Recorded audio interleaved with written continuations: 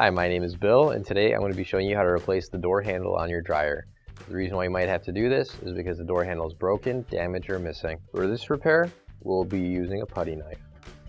Warning: before doing any repairs, please disconnect your power source. So this is the appliance that we'll be using in this demonstration.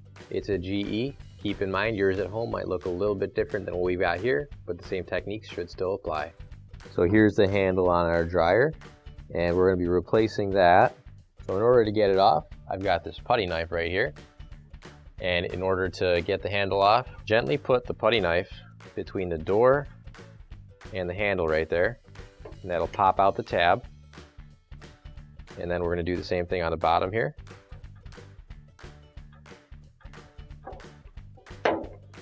And once you, so we've accidentally popped our top tab back in. That's easy though. We'll just pop it back out like so.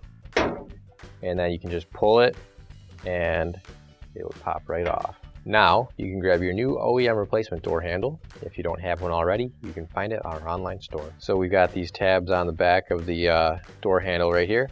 So in order to put it on, we're going to start with the top one and the bottom one right there. We're just going to put those in and then twist and push the rest of them straight in. And they pop straight in. And you can see that the door handle works just like that. It'll pull the door open again, and it's nice and tight in there. So why do a lot of fish live in salt water? Because pepper makes them sneeze. Finally, don't forget to plug in your appliance. If you need to replace any parts for your appliances, you can find an OEM replacement part on our website, PCApplianceRepair.com. Thanks for watching, and please don't forget to like, comment, and share our video. Also, don't forget to subscribe to our channel. Your support helps us make more videos just like these for you to watch for free.